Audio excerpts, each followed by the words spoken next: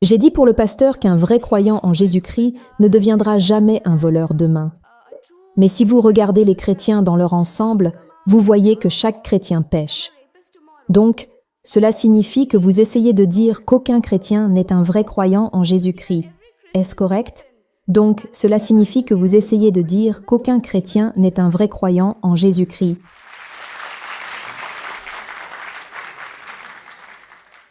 Vous parlez des chrétiens non-croyants. Il y a beaucoup de personnes qui se disent chrétiens. Il y a beaucoup de personnes qui se disent chrétiens et qui commettent des atrocités. Et même les Britanniques, lorsqu'ils étaient en Inde. À mon avis personnel, si cela vous blesse, je suis désolé, mais ils ont mal représenté le Christ en Inde. Ils avaient des noms chrétiens. Comme si mon nom est Sharma, je serais appelé Tony ou Johnny si je deviens chrétien. En réalité, le cœur n'est pas changé, seulement l'extérieur. Ceux-là ne sont pas représentatifs de la foi en Jésus.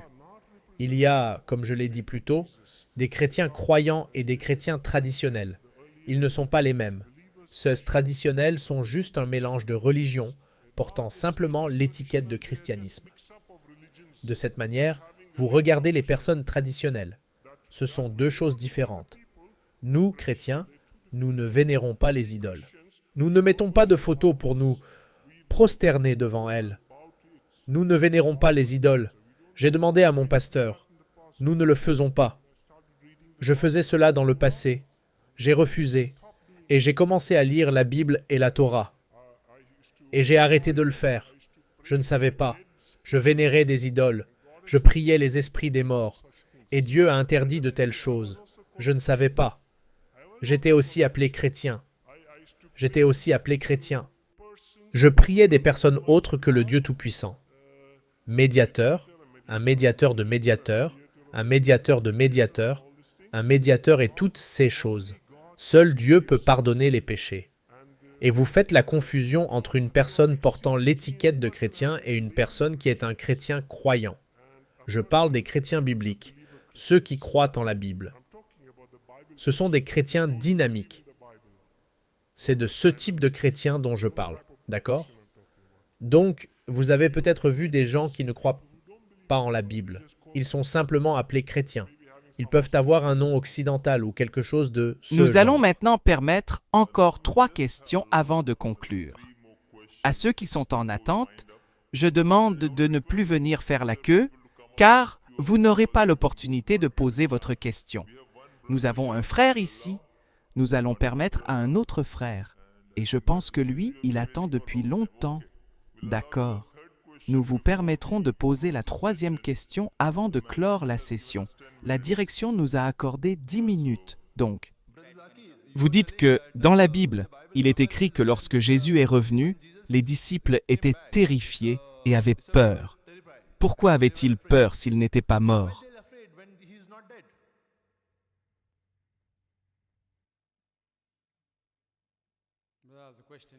Il y avait une question sur le fait que lorsque Jésus est revenu dans la pièce où les disciples s'étaient rassemblés, pourquoi avaient-ils peur s'il n'était pas mort? C'est la question que j'ai posée pendant le discours.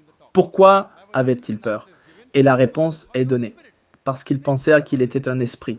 Ils pensaient bien qu'il était un esprit. Mais il est mort. D'accord, viens demain. Apparais comme mort et viens ici. Tout le monde aura peur et s'enfuira d'ici. Je suis d'accord avec vous. Supposons que je lise dans le journal que cette personne est tombée du 10e étage. Oui. Et vous pensez qu'il est mort. Mais demain, s'il vient, je vais avoir peur. Mais ensuite, il me dit, quand je suis tombé, il y avait un camion de foin en dessous. Je ne suis pas mort. Donc, d'après ce que j'avais entendu, il était tombé et il était mort. Mais quand il vient, en tant que médecin, je l'examine. Je vérifie sa main. Il est vivant. Donc, au début, j'aurai peur. Mais quand je le vérifierai, je n'aurai plus peur. De même ici, au début, les disciples. Mais il n'est pas mort. Il n'est pas mort. Laissez-moi finir la réponse. Ensuite, vous pourrez parler. Pas de problème, frère. Je vous donnerai du temps. Vous pouvez revenir. Vous pouvez venir à l'IRF. Laissez-moi finir la réponse. Ils ont pensé, dit la Bible, Évangile de Luc, chapitre 24, verset 37, ils étaient effrayés et terrifiés et pensaient qu'il était un esprit. Pensez. Qui dit ça? Pas le docteur Zakir Naik. Qui dit ça? Luc. Il pensait qu'il était un esprit.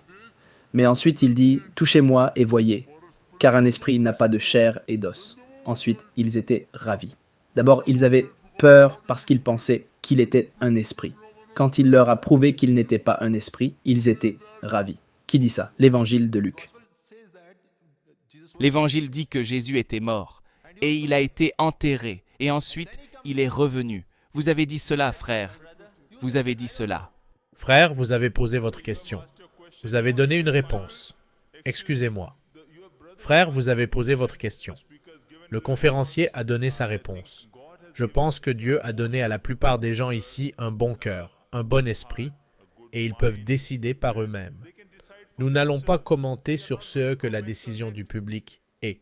Laissons-les décider par eux-mêmes. C'est le principe de base de cette discussion amicale, afin que nous puissions mieux comprendre les points de vue de chacun et ne pas nous disputer à ce sujet. Il s'agit juste de comprendre les points de vue de chacun et de les mettre dans leur perspective appropriée. Nous avons deux experts qui connaissent leur métier. Laissons-les donner les réponses. Si vous le savez mieux, demain vous louerez une grande salle et peut-être inviterez quelqu'un d'autre et les gens viendront vous écouter. Ils sont heureux de vous entendre maintenant. Oui, frère, vous pouvez continuer avec la réponse. Toutes les déclarations provenèrent de ouï-dire. Ils le croyaient être un esprit parce qu'ils avaient entendu dire qu'il était mort. Entendu. De ouï-dire. Ils n'étaient pas témoins oculaires. Qui dit cela? L'évangile de Marc, chapitre 14, verset 50.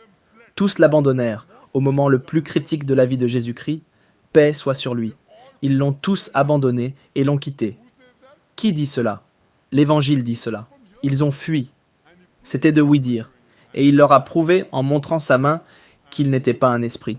Et le pasteur a dit, et il a donné la raison pour le salut aux deux questions posées précédemment. Et le pasteur a dit que vous devez croire en Jésus-Christ. Paix soit sur lui. Il est mort pour vos péchés. Et après cela, vous ne devriez pas pécher. Je ne comprends pas. Si quelqu'un a payé pour mes péchés, alors quel est le problème si je pêche? Si quelqu'un me dit, va à un restaurant, Deli Darbar, j'ai payé pour tes repas, mange autant que tu veux. Et ensuite, il dit, ne mange pas de poulet. Je dis, pourquoi? Tu as payé pour ma note. Pourquoi ne pas avoir de poulet? Ne mange pas de mouton. Je dis, pourquoi? C'est alors que tu m'as menti. Quand tu m'as dit que tu avais tout payé, tout ce que tu as, mange autant que tu veux pour toute ta vie. Maintenant, pourquoi me dis-tu de ne pas manger de poulet? De ne pas manger de mouton? C'est alors que tu m'as menti. Donc si Jésus-Christ, paix soit sur lui, a payé pour ses péchés, alors quel est le problème? Donc, quel est le problème si je vole? Cela ne semble pas logique si on comprend bien. Cela ne correspond pas à l'esprit logique de Dieu. Oui, frère. C'est l'avant-dernière question pour le pasteur Rukni. Ma question à monsieur Rukni. Comme vous le savez, chaque pays a sa loi criminelle. Quiconque commet un acte répréhensible est puni selon la loi criminelle du pays. Si l'on lit les journaux, on voit des milliers de meurtres, de viols et bien d'autres choses qui se passent dans le monde. Supposons, comme vous l'avez dit dans votre discours, que Jésus a été crucifié. Il n'a pas été crucifié pour ses propres péchés, mais pour les péchés des êtres humains, pour les péchés des chrétiens. Si nous croyons que Jésus a été crucifié pour tous les chrétiens, quelle serait alors la situation dans le monde? Oui, il est écrit que Jésus est mort pour les péchés du monde entier, que quiconque croit en lui recevra le don du salut. Donc, potentiellement, cela concerne vous et tout le monde. Alors qui va gérer la situation après cela? Si tout le monde commence à croire cela, et que je peux vous tuer ici et maintenant, et dire demain au tribunal que Monsieur Jésus a été crucifié pour mes péchés, et que vous ne pouvez pas me témoigner, pouvez-vous écrire sur le papier que ce gars ne devrait pas être témoigné parce que Monsieur Jésus est déjà crucifié pour lui? Je l'ai déjà répondu à cette question. Dans le livre de Jacques, en hindi, il est dit que si vous croyez vraiment, vous ne me tuerez pas. Vous écrivez et donnez que si Monsieur Iftikhar tue aujourd'hui ici, il ne devrait pas témoigner demain devant le tribunal de la loi de la Constitution indienne. Oui? Pouvez-vous me l'écrire maintenant?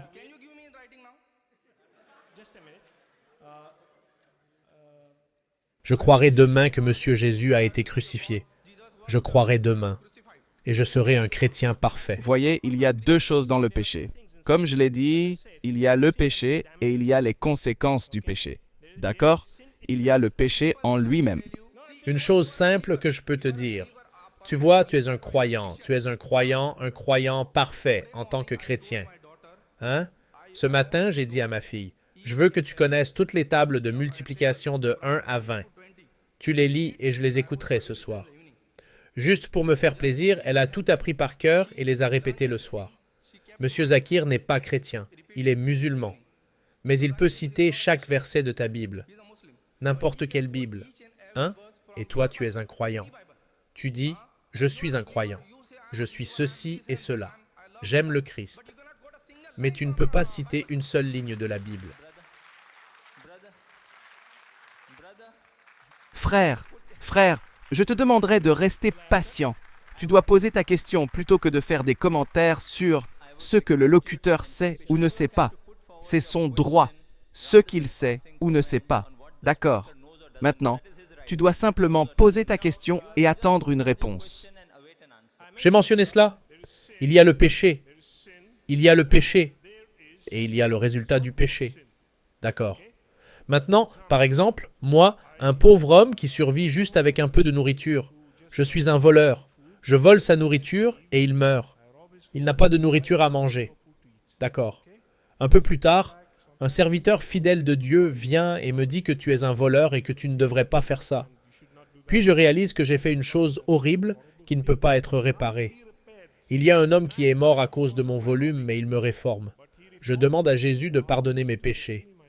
Et alors mon destin est changé. Mon destin est changé. C'est vrai. C'est un fait. C'est une promesse dans la Bible.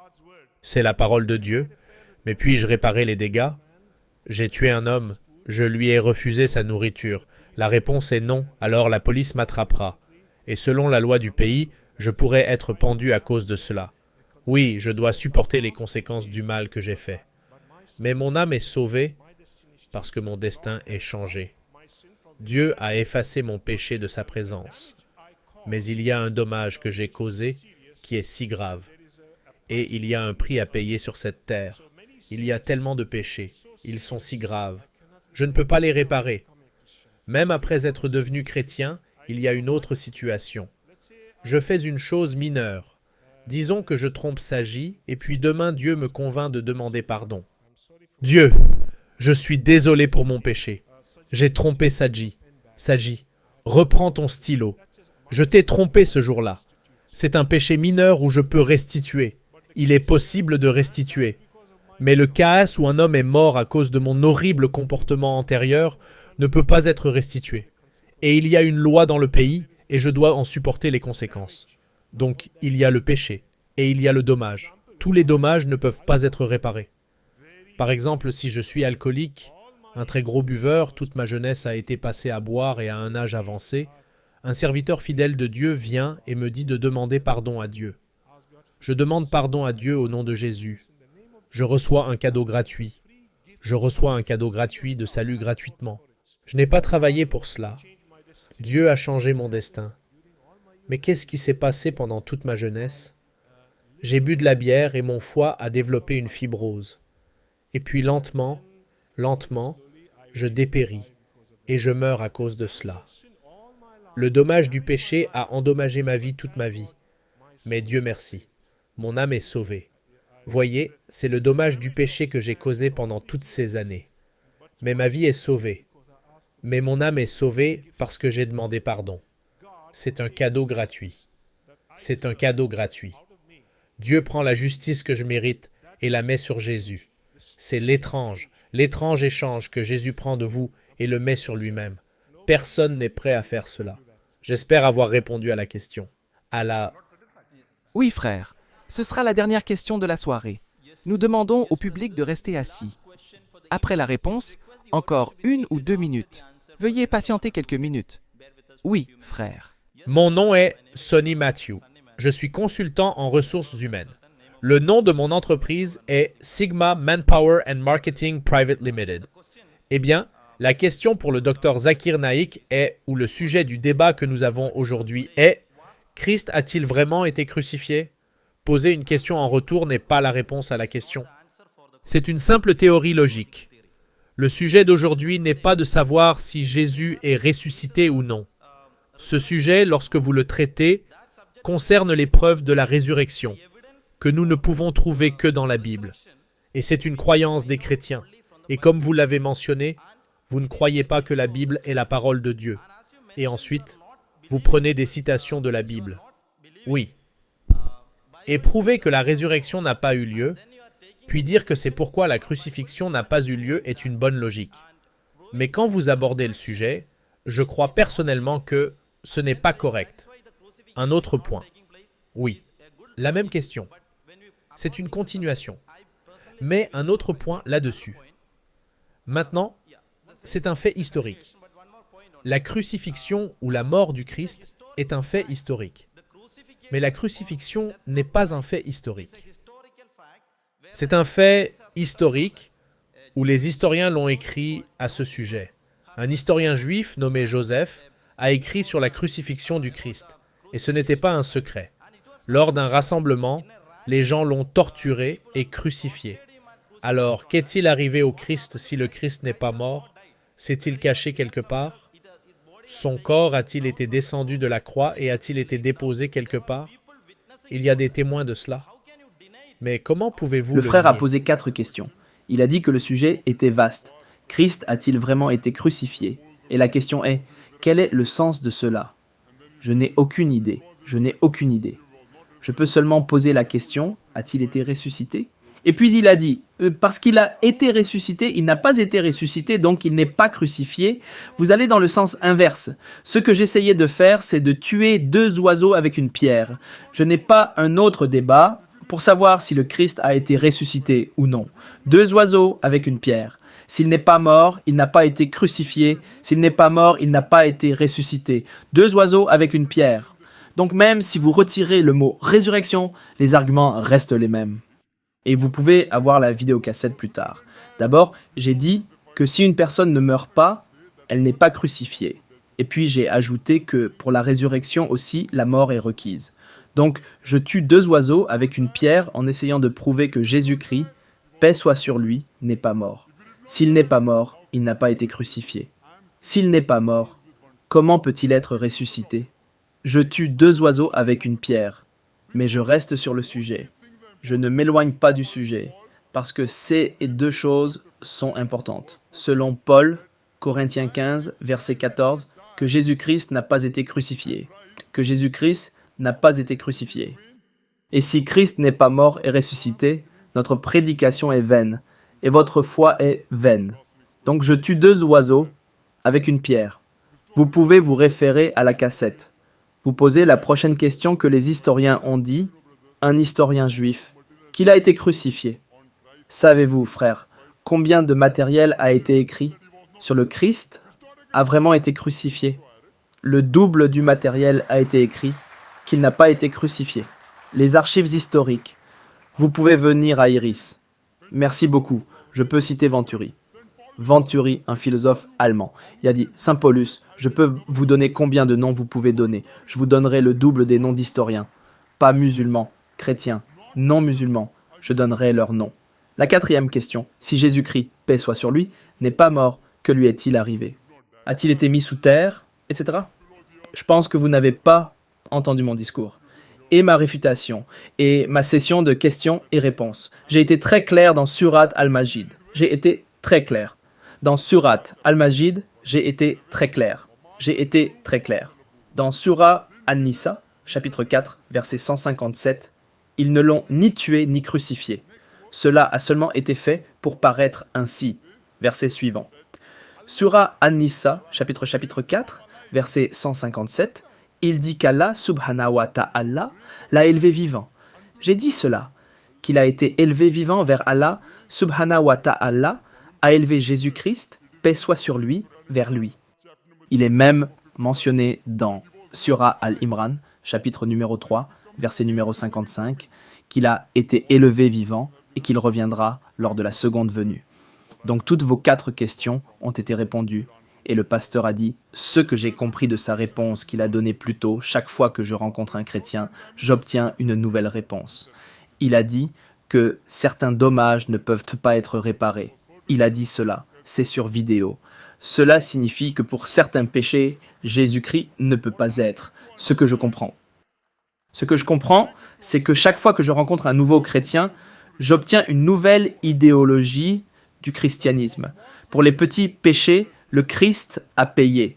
Paix soit sur lui.